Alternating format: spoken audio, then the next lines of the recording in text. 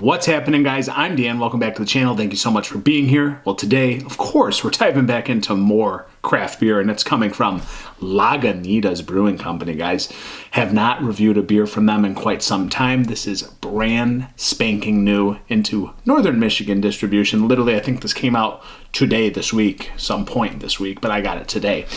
This is the Beast of Both Worlds. Beast of Both Worlds. Bi-coastal IPA. Again, East Coast flavor, West Coast clarity. A little hybrid action going on. They're going for 8% ABV. Not a small beer by any means.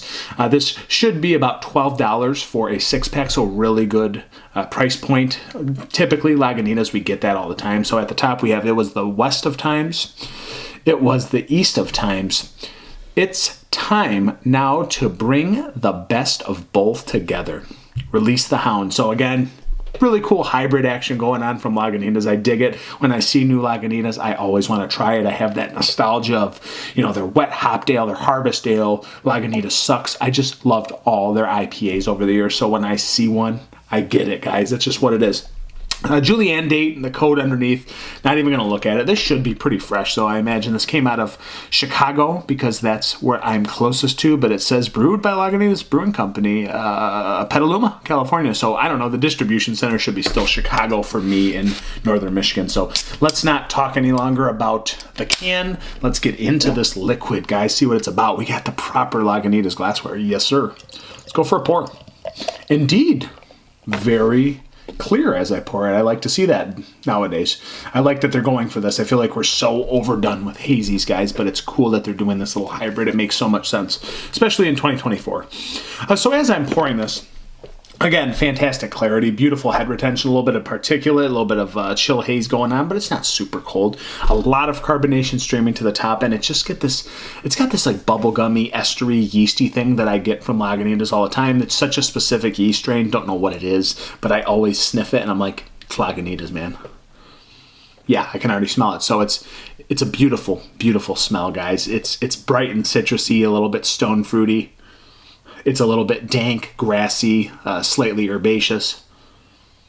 That bubblegum, yeasty, estery thing, almost like a wheat ale meets a IPA meets a Belgian estery, yeasty strain. I don't know, it's weird. It's not like it's Belgian-y, but it's got that like yeastiness to it. It's weird. But it's so bright, so tropical still. Oily tangerine. Rich ruby red grapefruit. Lemon oil, a little bit of weed, dank marijuana, just a little kiss off the top. A little bit of floral, a little bit of small crackery maltiness.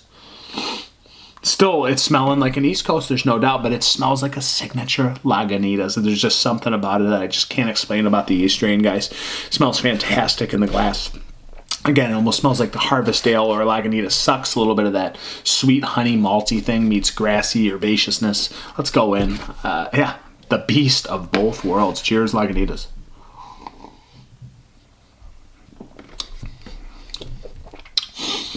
So off the top, the maltiness comes through a little bit. It is on this syrupy, sweet end of the spectrum at first. And then it does meet that nice little clash of dryness on the back end. Not so bitter, actually. Bitterness is very soft. It's elegant on the back end. It's a very, very clean finish at 8%. Like, again, it comes across like it's going to be a little bit honey, syrupy, malty, but it's just subdued by just nice, dry, maybe a touch of floral on the back end, but that maltiness kind of dissipates. And you're really left with a nice fruity note and that yeasty, buttery bubblegum. Just really nice flavors coming through all over the place. It tastes super fresh. It tastes like it's really rich and smooth.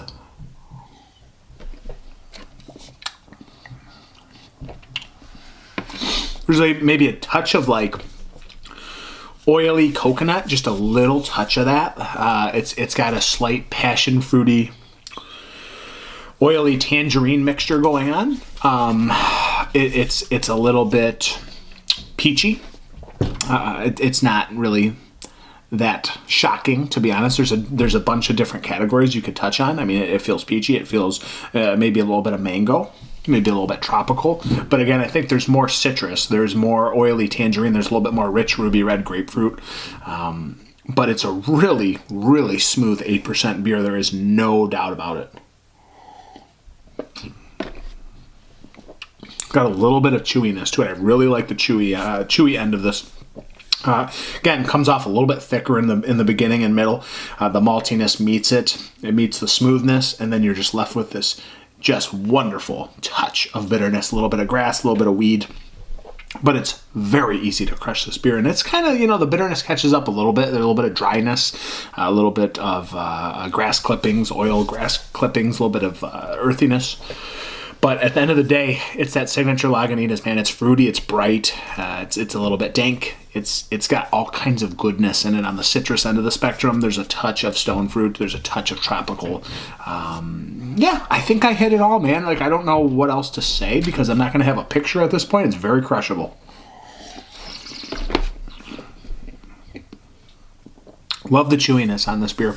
And then I just love the way it finishes so softly. It's almost too soft at 8%. It's fantastic, really. So incredible drinkability. Is this as good as like I remember, an original like Lagunitas Harvest Ale or Lagunitas Sucks? Not so much. Not so much. I think I prefer those beers fresh over this one. But at 8%, this is certainly classified in my department as crusher. Absolute crushability. Not too much bitterness. Not too syrupy or sweet. And also, it's not too big and overdone and overpronounced at 8%. It goes down like butter, man. And it's just a sip of freshness. Everything feels good about this beer. I think that's as much as I can give you guys today. It is what it is. The Beast of Both Worlds, really tasty beer. I'm going to go with a 4.18 out of 5. That's where I sit today. The drinkability brings that up for me a little bit. Great offering at $12. It is what it is. Till next time, guys. Cheers, pros, yamas. Another cerveza in the books. Cheers.